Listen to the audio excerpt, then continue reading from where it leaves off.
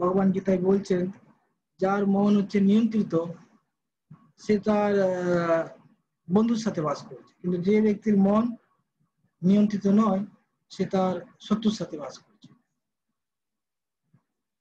তো তাই আমরা বাহ্যিকভাবে ভাবি যে এই ব্যক্তি হচ্ছে আমার শত্রু, ইনি আমার প্রতি শত্রুতা করছে। প্রকৃতপক্ষে কেউ শত্রুতা করছে না, মনেই আমার সাথে শত্রুতা করছে।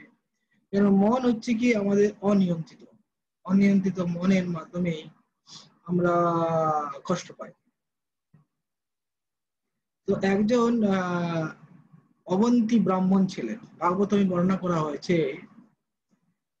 এই অবন্তী ব্রাহ্মণ তিনি একজন মানে খুব ধনী ব্যক্তি ছিলেন, বিজনেসম্যান ছিলেন। আর সে কি করতো, মানে তার পরিবারের লোককে সে পছন্দ করতো না। পরিবারের লোকেরা পরিবারের লোকদের সে কোনো অর্থ দিত না, তাদের মানে ভরণ পোষণ করতো না, এবং সে ছিল খুব নিষ্ঠুর আর খুব লোভী ছিল। তো এরকম কি হলো, তার এই ব্যবহারের দ্বারা সকলে অতিষ্ঠ হয়ে গেল এবং সকলে তার প্রতি অসন্তুষ্ট হলো। কিন্তু একদিন কি হলো, দৈব বিপাকে, দৈবের প্রভাবে তার যে বিজনেস ছিল বিজনেসে লস হয়ে গেল, এবং যার মাধ্যমে তার যে অর্থ ছিল সেই অর্থগুলো তার পরিবারের লোক কিছু নিয়ে নিল, কিছু অর্থ মানে সরকারের লোক নিয়ে নিল, কিছু চোরে ছিল, চোরে তার অর্থ চুরি করে নিল। এইভাবে সে এক সময় সে পুরো নিঃস্ব হয়ে গেল। যখন নিঃস্ব হয়ে গেল তখন তাকে তার বাড়ির লোকরা পছন্দ করছে না এবং তাকে বিভিন্ন লাঞ্ছনার মধ্যে যেতে হলো। তখন তার এই পরিস্থিতিতে সে কি করছিল, তার মধ্যে বৈরাগ্য এসে গেল। বৈরাগ্য আসার ফলে তিনি সবকিছু ত্যাগ করে সন্ন্যাস নিয়ে নিলেন। সন্ন্যাস নিয়ে বিভিন্ন দেশে দেশে ঘুরতেন এবং সেখানে তার ভিক্ষা বৃত্তি করে জীবিকা অর্জন করতেন আর ভগবানের চিন্তায় মগ্ন থাকতেন। মানুষ কি করলো, তাকে দেখে বিভিন্ন রকম তিরস্কার করলো, বলতো দেখো এ হচ্ছে কি মানে বক ধার্মিক, বকের মতো চুপচাপ বসে রয়েছে, ধ্যান করছে মনে হচ্ছে ভগবানের। কিন্তু বক যেমন কি করে, মনে হয় যেন ধ্যান করে। জলে যখন বক থাকে না, একটা পায়ের মধ্যে দাঁড়িয়ে থাকে, চুপচাপ থাকে, কিন্তু ও কিসের জন্য অপেক্ষা করছে, মাছের জন্য। কিন্তু মনে হচ্ছে যেন খুব ধ্যান করছে, ভগবানের ধ্যান করছে, ধ্যান করে না, মাছ অপেক্ষা করছে, মাছরা এলে তাকে ধরবে।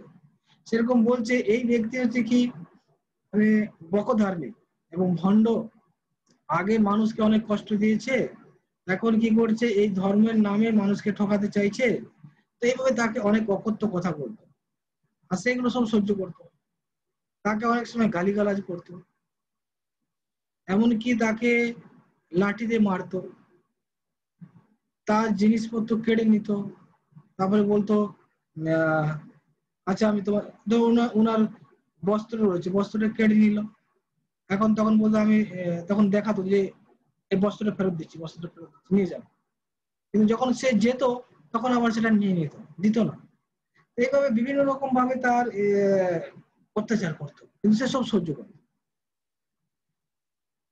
তো এমনও হতো যে কখনো সে রান্না করে মানে খাদ্যদ্রব্য ভিক্ষা করে সে হয়তো খেতে যাবে, ওই সময় পাড়ার ছেলেরা, গ্রামের ছেলেরা গিয়ে তার মধ্যে পেশাব করে দিত, এমনকি মাথাতে তাকে থুতু দিত।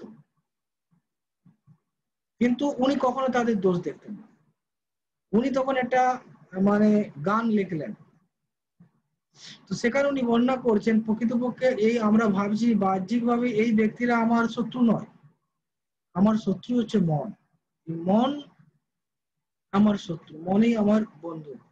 তাই এই পরিস্থিতি দেখতে পাচ্ছি যে তার কাছে এরকম বিপরীত পরিস্থিতি আসা সত্ত্বেও, তাকে এরকম অত্যাচার করা সত্ত্বেও সে কিন্তু এর দ্বারা প্রভাবিত হননি। উনি বললেন যে মানুষ কষ্ট পায় মনের জন্য। তো এখন বলতে পারেন যে না, আমাদের যে কষ্ট সেটা হচ্ছে আমাদের কর্মফল বা আমাদের গ্রহের প্রভাব, অনেক সময় বা দেবতাদের প্রভাব আমাদের মধ্যে থাকে। অসন্তুষ্ট হলে তখন আমাদের কি জীবনে কষ্ট হয়, বা কর্মের প্রভাব সেটা থেকেও আমাদের মধ্যে কষ্ট হয়। উনি বলছেন যে হতে পারে যে কর্ম আমাদের জীবনে দুঃখ দিতে পারে, বা কর্মের মাধ্যমে আমরা সুখ পেতে পারি, বা গ্রহের প্রভাবে হয়তো আমাদের জীবনে খুব খারাপ পরিস্থিতি যেতে পারে, কিন্তু এটাই আমার দুঃখর কারণ নয়, কেননা যদি আমার মন নিয়ন্ত্রণ থাকে। অথবা যদি মন নিয়ন্ত্রিত থাকে, এই সমস্ত পরিস্থিতি এলেও আমি তার দ্বারা প্রভাবিত হব না। তাই উনি বলছেন মনেই প্রকৃতপক্ষে আমাদের দুঃখের কারণ। তো তাই ভগবানও সেই কথা বলছেন গীতাতে, যে এই মনই হচ্ছে তোমার বন্ধু, মনই হচ্ছে তোমার শত্রু। গত ক্লাসে আমরা আলোচনা করছিলাম যে মনের যে বিষয় আছে, সেই বিষয় থেকে আমাদের আহ ইন্দ্রিয়গুলোকে সংযম করা উচিত। যেমন উদাহরণ দেওয়া হচ্ছিল কুর্ম। কুর্ম মানে হচ্ছে কচ্ছপ। তো কচ্ছপ কি করে, সে তার ইন্দ্রিয়গুলোকে যখন বিপদ আসে তখন সেগুলো কি করে, খোলসের মধ্যে ঢুকিয়ে নেয়, ঠিক না? তো সেরকম ভাবে যে যোগী, তিনি যখন তার ইন্দ্রিয়গুলো প্রয়োজন হয় না, তখন তিনি সেগুলোকে প্রবেশ করেন না, এবং যখন তার ইন্দ্রিয়গুলো অনুকূল পরিস্থিতি আসে, তখন তিনি সেখানে তার ইন্দ্রিয়গুলোকে ব্যবহার করেন। এটা হচ্ছে কচ্ছপের উদাহরণ ভগবান দিয়েছেন। তো তারপর এখানে যেটা উদাহরণ দেওয়া হচ্ছে ভগবদ্গীতার 2য় অধ্যায় 70 নম্বর শ্লোকে, যে অনেক সময় আমরা দেখি কি, যে ইন্দ্রিয়গুলো, আমরা যদি ভাবি যে ইন্দ্রিয়ের বা বিষয়গুলো বা মনকে বিভ্রান্তকারী বিষয়গুলো আমাদের মধ্যে আসবে না, তার জন্য আমরা চোখ বন্ধ করে নেবো, কান বন্ধ করে নেবো, কিন্তু অনেক সময় সেটা হয় না। অনেক সময় সেই বিষয়গুলো আসে আমাদের জীবনে। তখন কি করা উচিত সে সম্বন্ধে এখানে বলা আছে। একটা উদাহরণ দেওয়া হচ্ছে সমুদ্রে। এই সমুদ্র কি হয়, এমনিতেই পূর্ণ থাকে, এবং বর্ষাকালে যখন বিভিন্ন নদী থেকে জল প্রবেশ করে, বর্ষার জল, তখনও কিন্তু এই সমুদ্র মানে অচল প্রতিষ্ঠম, মানে সে সবসময় অচল থাকে, তার বেলাভূমি অতিক্রম করে না। আপুয়মানম অচলম প্রতিষ্ঠম। তো যদিও সে পূর্ণ থাকা সত্ত্বেও তার মধ্যে বিষয় জল প্রবেশ করছে, তাও সে ওর দ্বারা প্রভাবিত হয় না। সেরকম ভাবে যে ব্যক্তি মন নিয়ন্ত্রণ আছে, তো তার হৃদয়ে যদি অনেক কামনা বাসনার নদীর জল প্রবেশ করে, তাও তিনি এই বিষয়ের দ্বারা প্রভাবিত হন না। তত্তৎ কামাজ প্রবিশন্তি সর্বে সসন্তম আপনতি নকাম কাম। তো তার মধ্যে অনেক মন উত্তেজক, ঠিক না, হৃদয়কে উত্তেজক অনেক বিষয় তার মধ্যে আসছে, সে শুনছে, কান দিয়ে শুনছে বা দেখছে, কিন্তু তা সত্ত্বেও যেহেতু তার মন নিয়ন্ত্রণে রয়েছে, তিনি এর দ্বারা প্রভাবিত হন না। তারপরে এটা একটা প্র্যাকটিক্যাল উদাহরণ দেওয়া হচ্ছে।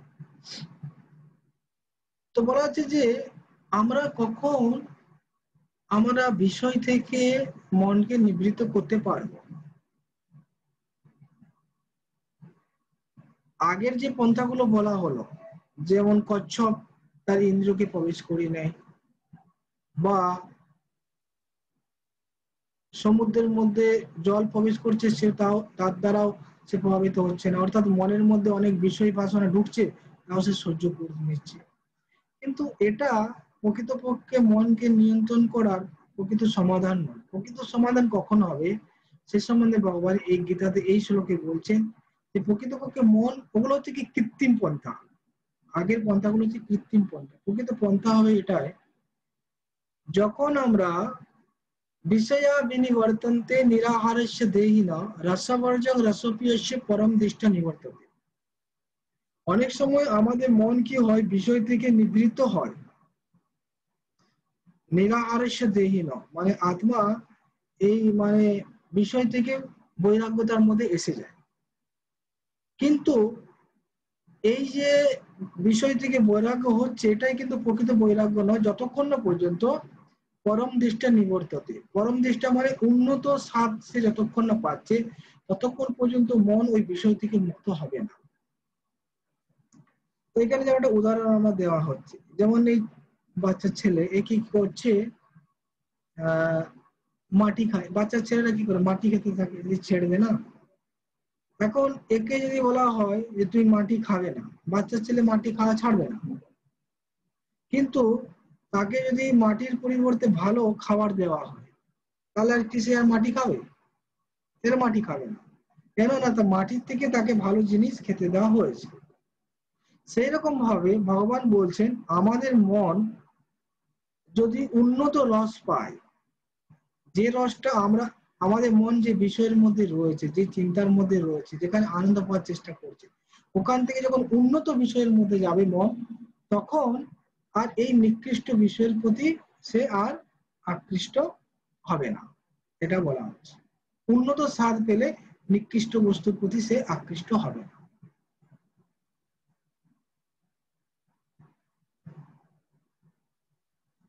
তো এখানে আমরা দেখতে পাচ্ছি একজন যোগী আর ভক্তের মধ্যে কি পার্থক্য। সরি, যোগী আর ভক্তের মধ্যে কি পার্থক্য? না, যোগী কি করে, তার ইন্দ্রিয়গুলোকে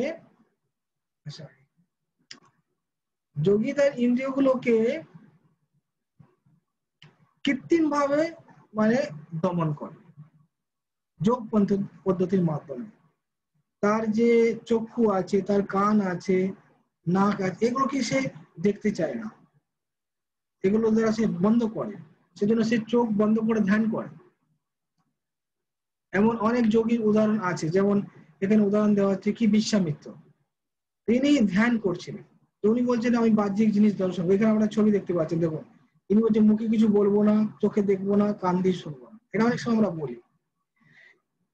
তো যোগীও কি করে, সে তার ইন্দ্রিয় মানে বন্ধই থাকে, সমাধিস্থ থাকে, হৃদয়ে সে ধ্যান করে। কিন্তু ধ্যান করলেও কি হবে, যখন বিশ্বামিত্র মুনি ধ্যান করছিল তার কাছে মেনকা এসেছিল এবং তার নুপুরের শব্দ শুনে তার ধ্যান ভেঙে যায় এবং সে বিষয়ের মধ্যে পবিত্র হয়। কিন্তু ভগবানের যে ভক্ত ছিল হরিদাস ঠাকুর, হরিদাস ঠাকুর উনিও ভগবানের ভক্ত ছিলেন এবং উনি ভগবানের নাম করতেন। উনি যখন ভগবানের নাম করছিলেন তখন ওনার অনেক নাম সম্মান ছড়িয়ে গিয়েছিল। এবং ওখানকার যে জমিদার ছিল উনি তখন বললেন যে আচ্ছা, এই হরিদাস তো সাধু, ইনার এত নাম যশ হচ্ছে কেন? আমি এখানকার জমিদার, আমার কেউ সম্মান করে না, তো এর পতন করো। সেজন্য একজন মানে পতিতা মহিলাকে ওনার কাছে পাঠিয়েছিল রাত্রিবেলায়, যে ওনার তুমি মানে পতন করে দাও। তো ওই মহিলা ওনার কাছে এসেছিল রাত্রিবেলায় একাকী অবস্থায়, তখন উনি বললেন যে আমি আপনার সঙ্গ পেতে চাই। হরিদাস ঠাকুরকে বললেন, হরিদাস ঠাকুর বললেন যে আমি এখন হরিনাম জপ করেছি, তো এই জপটা পূর্ণ হলে আমি তোমার পূর্ণ বাসনা পূর্ণ করবো।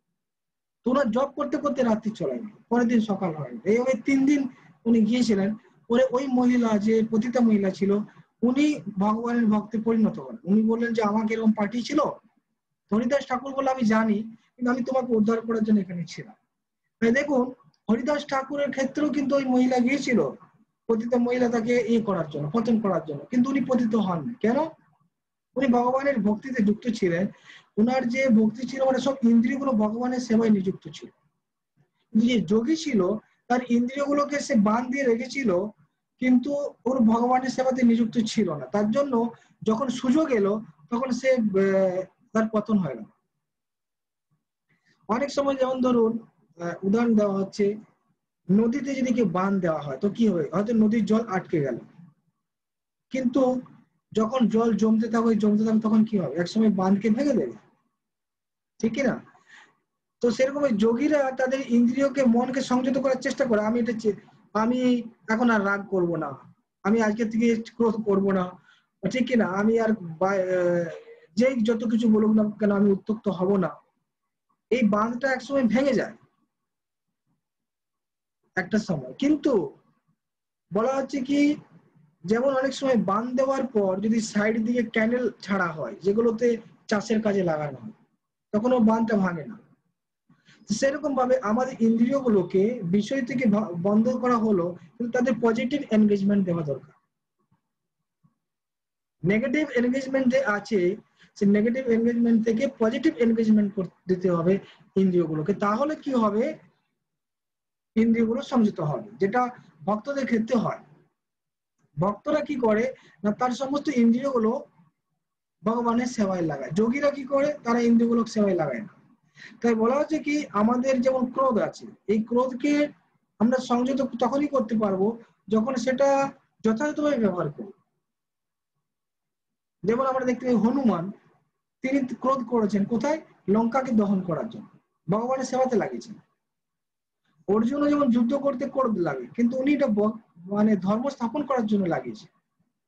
তাই আমাদের ইন্দ্রিয় যেগুলো আছে, ক্রোধ, কাম, ক্রোধ, লোভ, এগুলো এক একটা জায়গাতে আমরা যখন নিযুক্ত করব, তখন সেগুলো প্রকৃতপক্ষে নিয়ন্ত্রিত হবে, কি না? তো সেরকম লোভ কোথায় লাগানো উচিত না, লোভ আমাদের, আচ্ছা ভক্ত সঙ্গ করার জন্য আমার লোভ করা উচিত, ভক্ত সঙ্গ করবো, বা মানে যেগুলো পজিটিভ জিনিস সেগুলোর প্রতি আমাদের লোভ হওয়া উচিত, নেগেটিভ জিনিসের লোভ করলে হবে না, এটা বলা হচ্ছে। তো এইভাবে আমাদের ইন্দ্রিয় যখন ভগবানের সেবায় নিযুক্ত হবে, তখনই আমরা ইন্দ্রিয়গুলোকে প্রকৃতপক্ষে কন্ট্রোল করতে পারি। এখানে হরিদাস ঠাকুর তিনি তার ইন্দ্রিয় কন্ট্রোল করতে পেরেছিলেন, যেহেতু তিনি ভগবানের সেবাতে যুক্ত ছিলেন। তারপর নেক্সট, তো এখানে একটা শ্লোক ভাগবতম থেকে বলা হয়েছে। এই শ্লোকটা হচ্ছে কি, সবই মন কৃষ্ণ পদার বিন্দয় বচাংসি বৈকুণ্ঠ গুণানুবর্ণনে করো হরের মন্দির মার্জনাদিষু সতীম চকার অচ্যুত সৎকথা দেয়। এখানে এই শ্লোকটা বলা হয়েছে অম্বরীশ মহারাজ। অম্বরীশ মহারাজ যিনি সারা পৃথিবীর রাজা ছিলেন এবং তিনি ভগবানের ভক্ত ছিলেন। তো উনি কি করতেন, ওনার যে ইন্দ্রিয়গুলো ছিল সেই সব ইন্দ্রিয়গুলোকে ভগবানের সেবায় লাগাতেন। উনি ওনার মনকে কি করতেন, ভগবানের চিন্তায় লাগাতেন। বচ্চাংশী বৈকুণ্ঠ গুণানুবর্ণনে, তার বাক্য দ্বারা ভগবানের গুণ কীর্তন করা বা ভগবানের নাম করতেন। হাত দ্বারা মন্দির মার্জন করতেন, কান দ্বারা ভগবানের কথা শুনতেন, তার চরণ দ্বারা তিনি মন্দিরে যেতেন, তার জিহ্বা দ্বারা ভগবানের চরণে অর্পিত তুলসীর স্বাদ নিতেন বা ভগবানের প্রসাদ গ্রহণ করে স্বাদ নিতেন। তার নাক দ্বারা তিনি ভগবানের চরণে অর্পিত তুলসীর ঘ্রাণ বা ভগবানকে অর্পিত ধূপের গন্ধ তিনি নিতেন। তার মস্তক দ্বারা ভগবানকে প্রণাম করতেন। এইভাবে তিনি তার সমস্ত ইন্দ্রিয় ভগবানের সেবায় নিযুক্ত করেছিলেন এবং তিনি এইভাবে তার ইন্দ্রিয়কে নিয়ন্ত্রণ করতে পেরেছেন। তো আমাদের ইন্দ্রিয়গুলোকে কি করতে হবে, আমরা তো আর পাথর কাঠ নয় যে ইন্দ্রিয়গুলো কিছু কাজ করবে না, করবে, কিন্তু এগুলো ভগবানের সেবাতে, এটা পজিটিভ এনগেজমেন্ট, ঠিক কিনা? তাহলে আমার ইন্দ্রিয়গুলো এবং মনও কন্ট্রোল হবে, মনকে ভগবানের চিন্তা করার কথা এখানে বলা হয়েছে।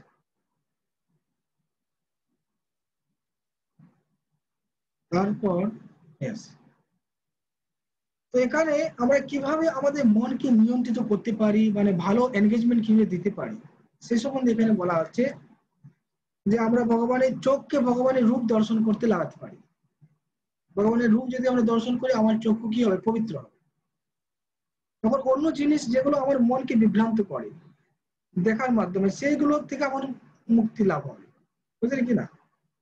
এরকম ভগবানের চরণে অর্পিত ফুলের গন্ধ আমরা যদি নিই, তুলসীর ঘ্রাণ আমরা যদি নিই, তাহলে আমরা ঘ্রাণ নেওয়ার, অন্য বিষয়ের ঘ্রাণ নেওয়ার ইচ্ছা হবে না, এতে আমার ইন্দ্রিয় সন্তুষ্ট হবে। সেরকম ভালো ভালো যদি আমরা প্রসাদ পাই, ঠিক না, তাহলে আমরা তামসিক রাজসিক আহার থেকে আমরা মুক্ত হতে পারবো। সাত্বিক আহার আমাদের নেওয়া উচিত। দেখুন অনেক সময় মানুষ কি করে, কৃত্রিম ভাবে মনকে কন্ট্রোল করার চেষ্টা করে, বিভিন্ন পন্থা দেয়। তারা হয়তো যোগের পন্থা দেয়, বলে একটু ধ্যান করো, কিন্তু ধ্যান বা যোগ হয়তো কিছুক্ষণ করলো, সকালে আধ ঘন্টা বা বিকেলে আধ ঘন্টা, বা সকালে 10 মিনিট বিকেলে 10 মিনিট, কিন্তু সারাদিন তার অ্যাক্টিভিটিস গুলো যদি ভালো না হয়, সারাদিনের অ্যাক্টিভিটিস যদি তার ঠিক না হয়, তার মাইন্ড কন্ট্রোল হবে না। বোঝা যাচ্ছে কি? অনেক সময় বলা হয় একসময় মানে সকালে একটু ভগবানের ভক্তি করলাম, বাস রাত্রেবেলা একটু ভক্তি করলাম, তাহলে হবে। অনেক সময় বলা হয় মর্নিং একটা ইনসেন্স আর ইভিনিং একটা ইনসেন্স আর সারাদিন হচ্ছে ননসেন্স, তাহলে মাইন্ড কন্ট্রোল হবে? সকালে একটা ধূপ বুড়ি দিলাম, সন্ধ্যা একটা ধূপ বুড়ি দিলাম, আর সারাদিন ননসেন্স করলাম, না হবে না। সেরকম ভাবে আমরা যদি মনকে কন্ট্রোল করতে চাই, আমাদের সারাদিনের অ্যাক্টিভিটিসটা যেটা থাকবে সেটা যেন আমার মনকে বিভ্রান্ত না করে। সেই জন্য এখানে বলা হচ্ছে কি যে আমার এমন কিছু জিনিস দেখা উচিত যার দ্বারা আমার মন পবিত্র থাকে। আমার কান দিয়ে এমন কিছু শোনা উচিত যাতে আমার চেতনা শুদ্ধ থাকে। আমার খাদ্য এমন হওয়া উচিত সাত্বিক যাতে মনকে বিচলিত না করে। অনেক ব্যক্তি আছে এইসব খাবার নিয়ে এত চিন্তা করার কি আছে, যা কিছু আমরা খেতে পারি, মনটা শুদ্ধ থাকলেই হলো। অনেকে বলে খাওয়া টাওয়া নিয়ে বিচার করা উচিত না, আমাদের খাদ্যেও প্রভাব আছে। ভগবদ গীতায় ভগবান বলেছেন আমরা যেরকম খাদ্য গ্রহণ করব সেই রকম আমার চেতনা হবে, বুঝলেন কিনা? সাত্বিক আহার করলে সাত্বিক চেতনা, রাজসিক আহার করলে রাজসিক চেতনা, তামসিক আহার করলে তামসিক চেতনা। এখানে সবকিছু আহারের কথা বলা হয়েছে, কিন্তু তাদের চেতনা কিন্তু সেরকম হবে। আমরা যদি সাত্বিক আহার করি, সাত্বিক আহার হচ্ছে যে আহারগুলো খেলে, যে আহারগুলো মানে খুব হচ্ছে সুস্বাদু, সরস, এবং খাওয়ার মাধ্যমে আমাদের স্বাস্থ্য সুন্দর থাকে এবং স্মৃতিশক্তি ভালো থাকে, বুদ্ধি ঠিক থাকে, এরকম সরস কমনীয় জিনিস আমাদের গ্রহণ করা উচিত। এটা হচ্ছে সাত্বিক আহার। রাজসিক আহার হচ্ছে কি অতিরিক্ত ঝাল, অতিরিক্ত টক, অতিরিক্ত লবণ, অতিরিক্ত গরম, অতিরিক্ত মানে তীক্ষ্ণ, এই খাবার গুলো হচ্ছে সব রাজসিক আহার। তামসিক আহার হচ্ছে কি বাসি, পচা, দুর্গন্ধ খাবার, এগুলো হচ্ছে তামসিক আহার। বুঝতে পারছেন কি? তো তাই আমাদের সাত্বিক আহার করা প্রয়োজন আছে। তো সাত্বিক আমরা যদি আহার করি তো আমাদের এটার দ্বারা মন ঠিক থাকবে। সেরকম ভাবে আমরা যখন পাঠ করছি, পাঠ করার জন্য কি আছে, আমরা কিছু পড়তে চাই, সকালে আমরা যেমন কি পেপার পড়তে চাই, নোবেল পড়ি, আপনি ভগবত গীতা পাঠ করুন। এখানে দর্শন সম্বন্ধে বলা আছে। মহাভারতে কি আছে, আপনার রামায়ণ মহাভারতে এখানে যুদ্ধ আছে, অনেকে যুদ্ধ দেখতে ভালোবাসে, ঠিক না? ফাইটিং, অনেকে ফিল্ম দেখে ফাইটিং থাকলে ওরা খুব ভালো লাগে, উৎসাহ লাগে, চলো ফাইটিং হচ্ছে। তো আমরা যদি দেখতে চাই মহাভারতে ফাইটিং রয়েছে, রামায়ণ রয়েছে, রামায়ণ আপনারা দেখতে পারেন, অনেক সিরিয়াল আছে, রামায়ণ সিরিয়াল আছে, মহাভারত সিরিয়াল আছে, যুদ্ধ দেখতে পারেন। দর্শন ভগবত গীতা পড়ুন। অনেক সময় সিনেমা দেখে নায়ক নায়িকার ঘটনা, সেখানে আমরা রাধা কৃষ্ণ গোপীদের কথা ওখানে লেখা আছে, ওটা পড়তে পারেন।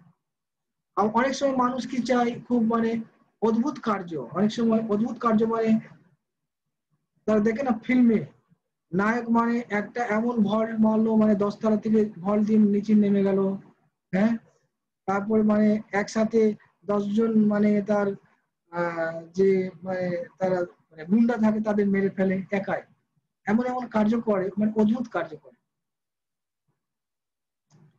তো এটা আমরা দেখতে ভালো লাগে, ঠিক না? তো আমরা যদি এটা এরকম যে দেখতে চাই, তাহলে কৃষ্ণের যে লীলা আছে সেটা আমরা দেখুন। কৃষ্ণ লীলা কি আছে না, কৃষ্ণ এরকম একটা অসুরকে বধ করলো, সে হচ্ছে কি পুতনা, তার মা মানে মাতৃ রূপে এসেছিল স্তন পান করাতে, আর যখন স্তন পান করাতে এসেছিল স্তনে বিষ মাখিয়ে এসেছিল, কিন্তু কৃষ্ণ তার কৃষ্ণ কি করেছিল, কৃষ্ণ তার স্তন পান করার সাথে সাথে তার প্রাণবায়ুকে শোষণ করল, এবং তখন সেই পুতনা একটা বড় রাক্ষসী রূপ ধারণ করল। তার তার রূপটা কত বড় হলো, 18 কিলোমিটার, 18 কিলোমিটার, এবং সেই এত বড় শরীর নিয়ে সে পড়লো যখন, অনেক গাছপালা ভেঙে গেল, বিশাল রূপ। দেখুন আমরা এটা দেখতে ভালোবাসি, তো আমরা এটা করতে পারি। তো সেরকম ভাবে আহ কৃষ্ণ অগাসুরকে বধ করেছে, কালিয়া দমন করেছে, এগুলো আমরা শুনতে পারি, ঠিক না? অঞ্জলি দাস কে আছে আমি জানি না, উনি মানে ক্যামেরা কন্ট্রোল করতে চাইছেন, বারবার দেখাচ্ছে। ওনার অডিও মানে হচ্ছে না, অডিও মানে অফ আছে অবস্থা, বুঝতে পারছেন? শুনতে পাচ্ছে না হয়তো।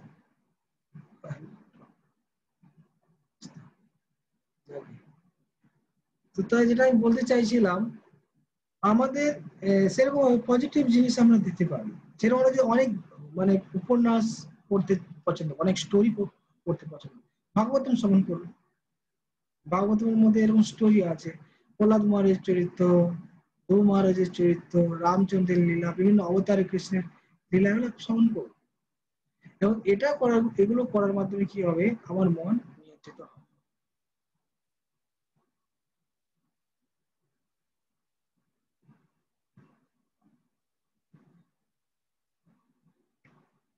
তো ভগবান শ্রীকৃষ্ণের একটা নাম হচ্ছে কি, ঋষিকেশ। ঋষিকেশ মানে, ঋষিকেশকে যদি সন্ধি বিচ্ছেদ করা হয়, এটা হচ্ছে ঋষিক যুক্ত ইস। ঋষিক মানে হচ্ছে ইন্দ্রিয়, ইস মানে হচ্ছে নিয়ন্ত্রণ কর্তা বা তাদের মালিক। অর্থাৎ ভগবান হচ্ছেন আমাদের ইন্দ্রিয়ের মালিক বা ইন্দ্রিয় নিয়ন্ত্রণ কর্তা। ভগবানের কাছ থেকে আমরা ইন্দ্রিয়গুলো পেয়েছি। তো সেই জন্য আমাদের কি করা উচিত, আমাদের ইন্দ্রিয়গুলো ভগবানের সেবাতে নিযুক্ত করা, এটা বলা হচ্ছে।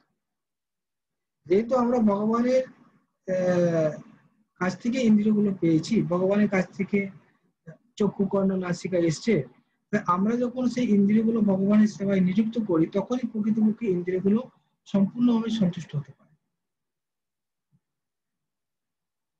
কিন্তু আমরা যদি এই ধরুন জড়জাগতিক আহ জিনিসের মধ্যে যতই ইন্দ্রিয়গুলো লাগাই না কেন, কখনো সন্তুষ্ট হবে না। আমার চক্ষু তখনই সন্তুষ্ট হবে, আমরা যত পৃথিবীর রূপ দর্শন করি না কেন, কখনো আমার চক্ষু সন্তুষ্ট হবে না। এই চক্ষুর তৃষ্ণা বাড়তে থাকবে। কিন্তু যখন আমরা ভগবানকে দর্শন করব, তখন আপনার চক্ষু স্যাটিসফাই হয় পূর্ণরূপে। সেরকম ভাবে আমার কান তখনই সন্তুষ্ট, যতই আমরা কথা শুনি না কেন, যখন ভগবানের কথা আমরা শ্রবণ করবো, তখন আমার কান সম্পূর্ণভাবে সন্তুষ্ট হবে। আমার ঘ্রাণ শক্তি তখনই পূর্ণরূপে পরিতৃপ্ত হবে, যখন আমি তার দ্বারা ভগবানের চরণে অর্পিত তুলসীর ঘ্রাণ বা ফুলের ঘ্রাণ নেব। তাই যখন তারা মন্দিরে আসে, তারা মন্দিরে এসে ভগবানের চরণের তুলসীর ঘ্রাণ নিয়ে বা ফুলের গন্ধ শুনে শুনে বা আহ ধূপের গন্ধে শুনে অনেকের মন পরিবর্তন হয়। আমি দেখেছি মন্দিরে যারা আসে, মন্দিরের পরিবেশে এত এত দিব্য পরিবেশ, মন্দিরে এলে মানুষের মন ভালো হয়ে যায়। এটা আমি দেখেছি। কেন আর ভালো হচ্ছে না, কেননা সেখানে সব ভগবানের সাথে সম্পর্কিত হচ্ছে, ভগবানের বিগ্রহ তারা দর্শন করছে, ভগবানের কীর্তন শ্রবণ করছে, তারপর হচ্ছে প্রসাদ পাচ্ছে, ঠিক না? তখন মানুষের মন পরিতৃপ্ত হয় মন্দিরে যখন তারা আসে। এটাই এখানে বলা হচ্ছে, যখন আমাদের ইন্দ্রিয়গুলো ভক্তিতে নিযুক্ত হবে, তখনই আমরা পরিতৃপ্ত হব। এছাড়া আমাদের ইন্দ্রিয়গুলো এত আমরা সেবা করছি, কিন্তু এই সেবা করার পরও ইন্দ্রিয়গুলো সন্তুষ্ট হচ্ছে না। সেবা করার পরও ইন্দ্রিয়গুলো সন্তুষ্ট হচ্ছে না। ইন্দ্রিয়গুলো আমাকে মুক্তিও দিচ্ছে না। এতদিন সেবা করলাম চক্ষুকে, সে বলছে না আমি এতদিন তো তুমি আমাকে দর্শন করালে অনেক কিছু, আমি এখন পরিতৃপ্ত। চক্ষু বলছে আমাদের না।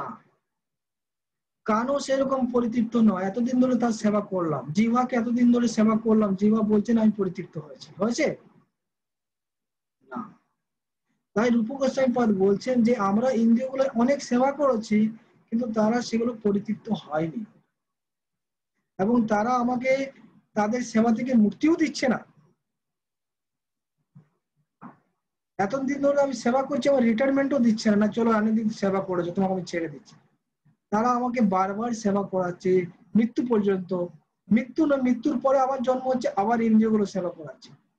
তাই আমরা ভাবছি আমরা হচ্ছি মালিক, কিন্তু প্রকৃতপক্ষে আমরা মালিক বা নিয়ন্ত্রণ করতে হবে। আমার ইন্দ্রিয়গুলো হচ্ছে মালিক, ইন্দ্রিয়গুলো হচ্ছে আমার নিয়ন্ত্রণ, ইন্দ্রিয়গুলোই আমাকে কন্ট্রোল করছে।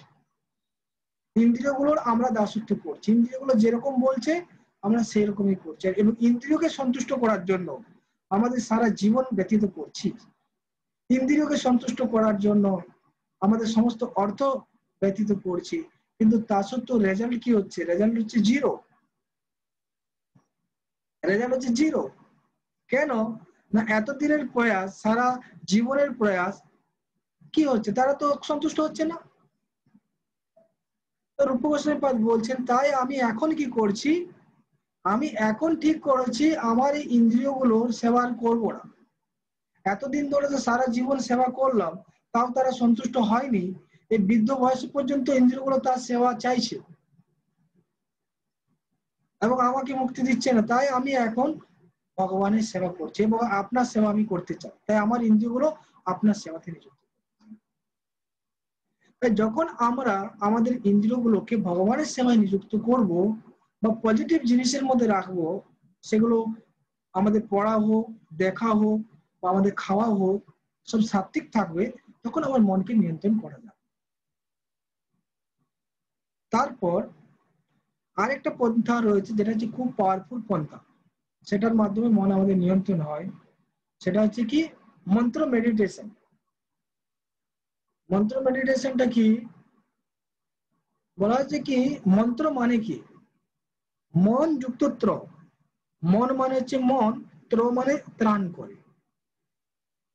তাই মন্ত্র এমন একটা বস্তু যা আমার মনকে ত্রাণ করে।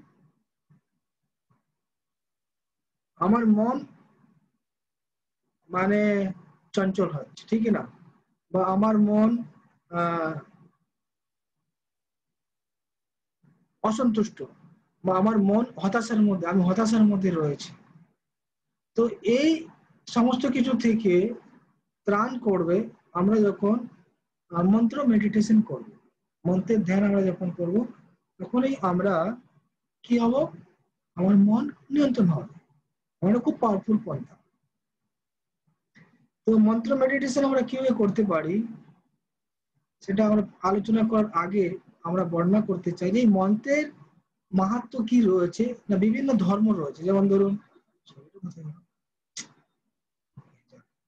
বিভিন্ন ধর্ম রয়েছে। প্রতিটা ধর্মে, খ্রিস্টান ধর্মে যিশু বলছে যে ভগবানের নাম হচ্ছে পবিত্র এবং সেটা উচ্চারণ করা উচিত। মুসলিম খ্রিস্টান মুসলিম ধর্মে তারা ভগবানের নাম বা আল্লাহর নাম পবিত্র বলে এবং সে আল্লাহর নাম জপ করে। তো বুদ্ধ ধর্ম সেখানে তাদের ভগবানকে নামকে পবিত্র বলে মনে করে এবং সেটা তারা জপ করে। প্রত্যেকেই ভগবানের নামকে পবিত্র মনে করে এবং সেটা ভগবানের নাম জপ করে। প্রত্যেকটা শাস্ত্রে প্রতিটা ধর্মে এটা বলা হয়েছে। সেরকম ভাবে সনাতন ধর্ম মন্ত্র উচ্চারণ করার ব্যাপারে বলা হয়েছে। এই মন্ত্র কি হয় না, এই মন্ত্র সাধারণ কোনো শব্দ নয়, এটা হচ্ছে একটা আধ্যাত্মিক শব্দ। আর সেই আধ্যাত্মিক শব্দের মধ্যে মনকে নিযুক্ত করা, মন সেই শব্দধ্বনির মধ্যে রাখা, এটার মাধ্যমে কি হয়? মন নিয়ন্ত্রিত হয়, যাকে বলা হচ্ছে মন্ত্র মেডিটেশন। আমরা যেমন মন্ত্র মেডিটেশন করি কি, হরে কৃষ্ণ কৃষ্ণ কৃষ্ণ হরে হরে, হরে রাম রাম রাম হরে হরে। এই মন্ত্র যদি আমরা ধরুন জপ করি, আপনার যতক্ষণ সময় পান, ধরুন সকালে পেলেন, আপনি কয়েকটা করতে পারেন, 20 বার, 30 বার, 50 বার, 100 বার, আপনি যতক্ষণ টাইম হল। তো এটা কি করতে হয়? এই মন্ত্রের মাধ্যমে মনটাকে স্থির করতে হয়। আমি যে শব্দটা উচ্চারণ করছি ওটা শোনা, এটাই ধ্যান করা। এর মাধ্যমে আমার মন খুব তাড়াতাড়ি নিয়ন্ত্রণ হয়। তো এই মন্ত্র জপ করার যে মাহাত্ম্য রয়েছে সে সম্বন্ধে বিভিন্ন ব্যক্তিরা বিভিন্ন রকম মন্তব্য করেছেন, সেগুলো আমরা কয়েকটা দেখতে চাই। যেমন এখানে বলা হচ্ছে কি,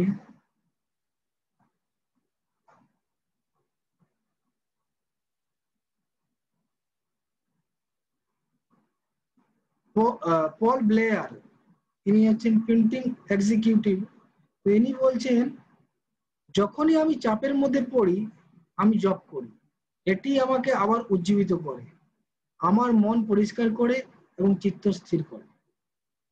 তো উনি যখন প্রিন্টিং এর ধরুন অনেক কাজ আছে, তো উনি তো অনেক সময় মন সবসময় ডিস্টার্ব হয়ে যায়, তখনই বলছে আমি জব করি, আমি আবার উজ্জীবিত হয়ে যায়, রিফ্রেশমেন্ট আসে হরির নাম মানে ভগবানের নাম জপ করার মাধ্যমে। তারপর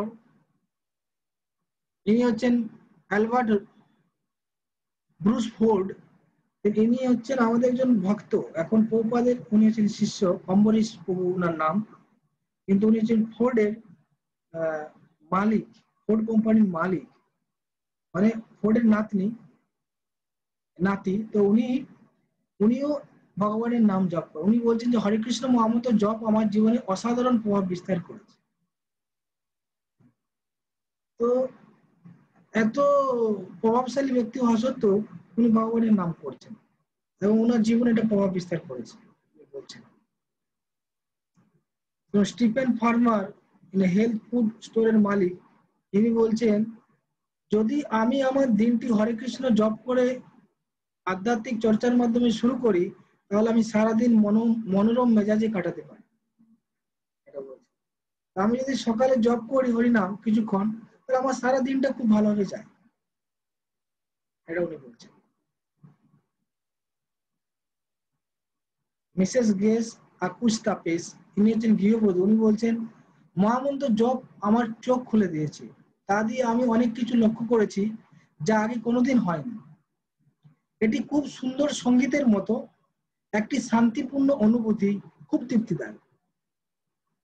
যখন আমি ভগবানের নাম জপ করি হরে কৃষ্ণ মহামন্ত্র, এটা যে খুব মানে এটা সুন্দর গানের মতো, আর এটা শান্তিপূর্ণ একটা পিস আমি অনুভব করি, আমার হৃদয়ে একটা তৃপ্তি অনুভব করি।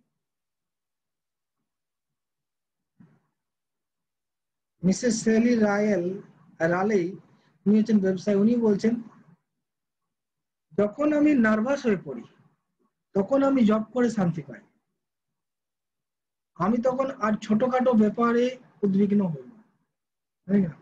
আমাদের জীবন এরকম, এই জীবন মানে এই জড়জগৎ, আমরা বিভিন্ন সময় এরকম অবস্থা আসে, আমরা আর কোনো কিছু দিক খুঁজে পাই না, মানে বিভ্রান্ত হয়ে যায়। উনি বলছেন ওই সময় আমি যদি জব করি আমার মন শান্তি পায়, আর ছোটখাটো জিনিসগুলো তখন আমি ওর দ্বারা প্রভাবিত হই না।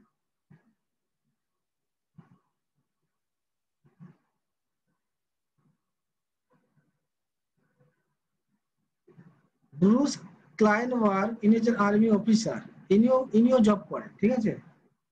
হরে কৃষ্ণ ভক্তদের সাথে যোগাযোগ করে মহামন্ত্র জপ করতে শুরু করার পর থেকে আমার জীবনের দৃষ্টিভঙ্গি অনেক বেশি উজ্জ্বল হয়ে উঠেছে।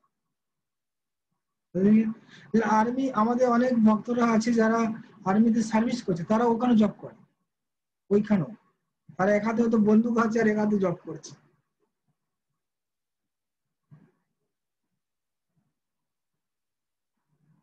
ডক্টর ডোনাল্ড আরটাক, উনিও বলছেন আমি লক্ষ্য করেছি যে জবকারীরা যখন এক স্তর থেকে আরো গভীর স্তরে উন্নীত হয়, তখন তারা আরো বেশি বাস্তববাদী, আরো বেশি সহনশীল, আরো বেশি সক্রিয় হয়ে ওঠে। এটা খুব ইম্পর্টেন্ট কথা বলেছে। উনি বলছেন কি, মানে যখন তারা জব করে তারা যখন একটা স্তর থেকে আরটা অন্যটা স্তরে যায়, আর অন্য স্তরে যাওয়ার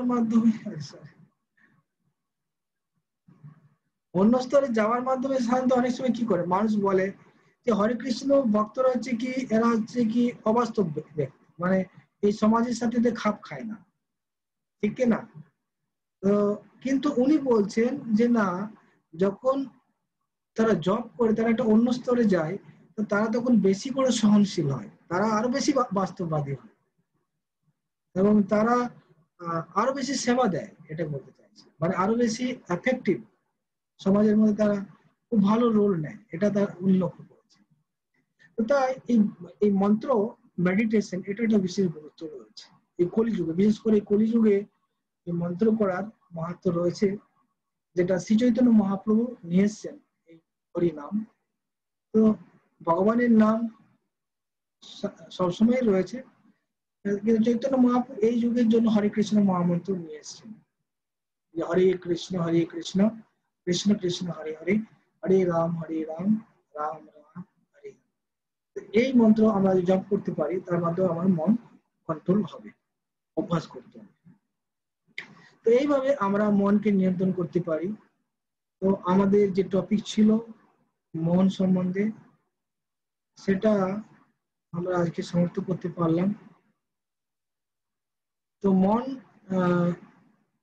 আমরা কি করে শুরু করলাম না, ভগবদ গীতার একটা একটা বিষয় হচ্ছে কি প্রকৃতি, আর প্রকৃতির মধ্যে রয়েছে কি মন। কেন মন বলছি না, প্রকৃতি একটা হচ্ছে ভগবানের প্রকৃতি, আর একটা হচ্ছে জীবেরও প্রকৃতি।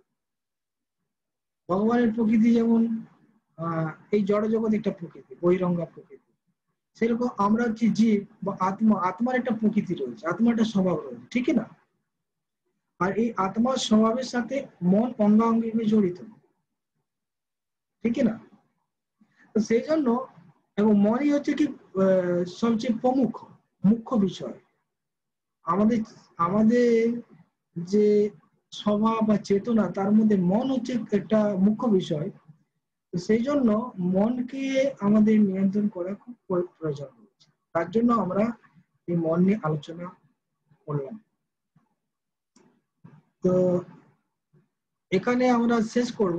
আপনাদের যদি কিছু প্রশ্ন থাকে বা জিজ্ঞাসা থাকে, সে নিয়ে আপনারা প্রশ্ন করতে পারেন, আপনাদের হাত উঠাতে পারেন, এখানে অপশন আছে। তাহলে আমরা উত্তর দেব। ওকে, মধুমিতা। হ্যাঁ প্রভু। হরে কৃষ্ণ। হরে কৃষ্ণ। বলছি ভগবানের অন্তরঙ্গা আর বহিরঙ্গা প্রকৃতিটা একটুখানি বলবেন না? এই জায়গাটা বুঝতে পারলাম না। ভগবানের অন্তরঙ্গা আর বহিরঙ্গা প্রকৃতি। ওকে, তো ভগবানের দুটো প্রকৃতি আছে। অন্তরঙ্গা প্রকৃতি মানে হচ্ছে এই এই জড়জগতের বাইরে, সেটা হচ্ছে ভগবানের ধাম। আর এই বহিরঙ্গা প্রকৃতি মানে হচ্ছে এই জড় জগৎ। যেমন আমি উদাহরণ দিচ্ছিলাম, আমাদের যে রাজ্য রয়েছে, এই রাজ্যের একটা জায়গাতে জেল রয়েছে, ঠিক না? তো জেলখানা হচ্ছে যেখানে যারা ভুল করে তাদের ওখানে জেলখানায় রাখা হয়। তো ভাবতে পারেন যে সরকারের জেলখানাটা হচ্ছে বহিরঙ্গা শক্তি, আর সরকারের বাইরের যে পরিস্থিতিটা, জেলের বাইরে যেটা রয়েছে, সেটা হচ্ছে অন্তরঙ্গা প্রকৃতি, বুঝলেন কিনা? তো সেরকম ভাবে এই জড় জগতের হচ্ছে ভগবানের বহিরঙ্গা প্রকৃতি। সে সম্বন্ধে ভগবান বলছেন গীতাতে, ক্ষিতির আপ অনল বায়ু খং মনোবুদ্ধি এবচ অহংকার ইতি আনমে ভিন্ন প্রকৃতির অষ্টধা। হে অর্জুন, আমার দুটো প্রকৃতি আছে। একটা হচ্ছে কি আমার অন্তরঙ্গা প্রকৃতি, আর একটা হচ্ছে বহিরঙ্গা প্রকৃতি। তো এই যে ক্ষিতির আপ, ক্ষিতি মানে হচ্ছে মাটি, ক্ষিতির আপ অনল বায়ু খং মনোবুদ্ধি এ বচ অহংকার ইতিহান মে ভিন্ন প্রকৃতির অষ্টধা। মাটি, জল, আগুন, বাতাস, এই যে পঞ্চভূত রয়েছে, আর তার সাথে রয়েছে কি মন, বুদ্ধি, অহংকার, যেটা আমি আগে দেখেছিলাম এই যে এখানে, তার জন্য সেটা দেখাতে চাইছি। এটা হচ্ছে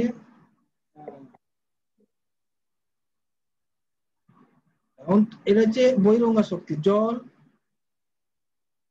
ভূমি, অগ্নি, বাতাস, আকাশ, মন, বুদ্ধি, অহংকার, এই 8টা উপাদান হচ্ছে বহিরঙ্গা শক্তি। আর অন্তরঙ্গা শক্তি হচ্ছে সবচিৎ আনন্দ। সৎ মানে নিত্য, চিৎ মানে পূর্ণ, জ্ঞানময়, আনন্দময়। আর এই জড় জগতে হচ্ছে অনিত্য, অচিত, অচিত মানে হচ্ছে অজ্ঞানময় এবং নিরানন্দময়, এই জড় জগৎ। তো এই দুটো হচ্ছে প্রকৃতির কথা বলা হয়েছে। তো আমরা এখন বহিরঙ্গা প্রকৃতিতে রয়েছি। আমাদের উদ্দেশ্য হচ্ছে এই প্রকৃতি থেকে অন্তরঙ্গা প্রকৃতিতে যাওয়া, যেখানে হচ্ছে নিত্য, এবং সেটা হচ্ছে জ্ঞানময়, এবং সেটা আনন্দ। আর আমরা যতদিন এই বহিরঙ্গা প্রকৃতিতে থাকবো এই জড় জগতে, সেটা হচ্ছে অনিত্য এবং অজ্ঞানময় এবং নিরানন্দময়। এবং সেটা আমরা দেখতে পাচ্ছি, যেখানে অনিত্য দেখতে পাচ্ছি আমরা সকলে, এবং এখানে অজ্ঞানতা রয়েছে আর নিরানন্দ রয়েছে। ওকে, হ্যাঁ প্রভু। হরে কৃষ্ণ। হচ্ছে অনুরাধা ঘোষ। হ্যাঁ প্রভু, আমার একটা প্রশ্ন ছিল, যেটা কি আমি প্রতিদিন নাম জপ করি, প্রত্যেক দিন, প্রত্যেক মুহূর্তে, সব সময়। আমার খুব ছোট বয়সে গুরু দীক্ষা হয়ে গিয়েছিল বলে, তো আমি সেটা কন্টিনিউ, মানে সারাদিন কাজের মাধ্যমেও আমি গুরু নাম জপ করি। তো মাঝে মাঝে কি হয় না, মানে আমি একদম মানে গুরু নাম জপ করে মনটাকে শুদ্ধ করার চেষ্টা করি যে মনে কিচ্ছু আনবো না, সবটাই গুরুকে অর্পণ করে দিয়েছি।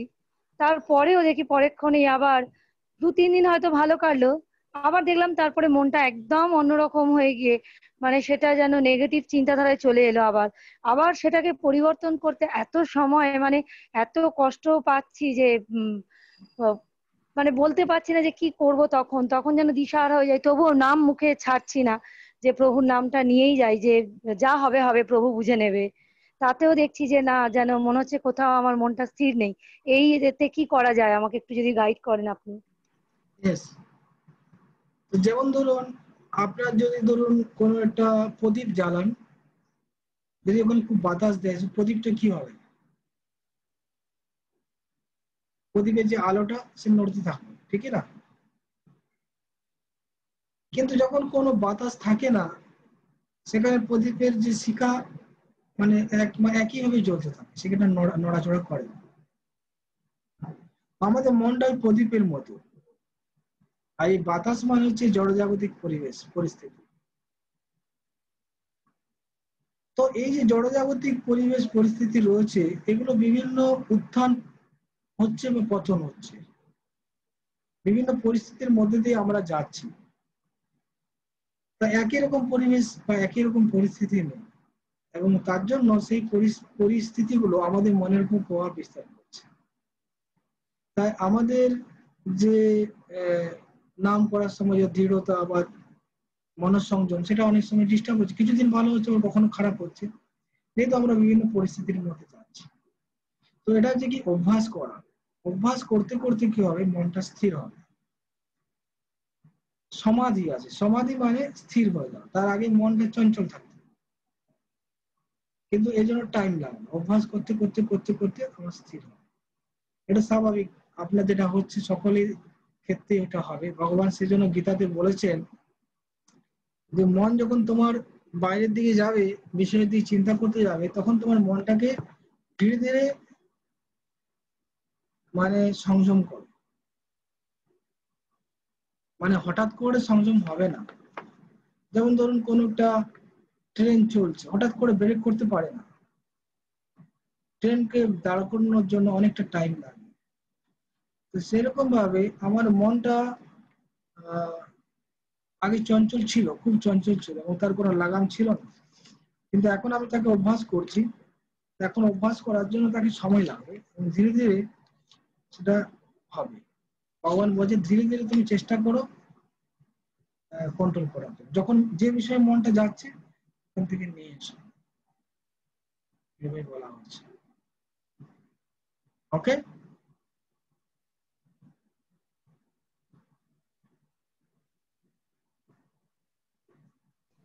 আপনি উত্তর হ্যাঁ ঠিক পেয়েছেন। আছে। তো এটা হবে, কিন্তু আমাদের চেষ্টা চালিয়ে যেতে হবে।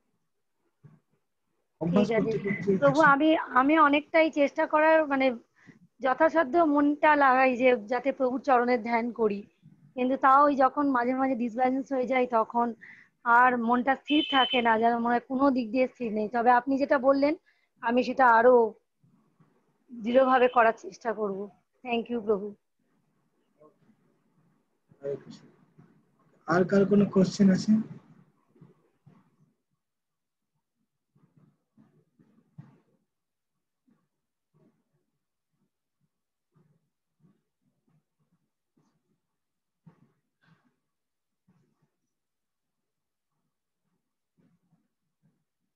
আহ, আপনারা আশা করছি বুঝতে পেরেছেন, আর কোনো কোশ্চেন নেই। তো ওখানে রাখবো আমরা নাকি?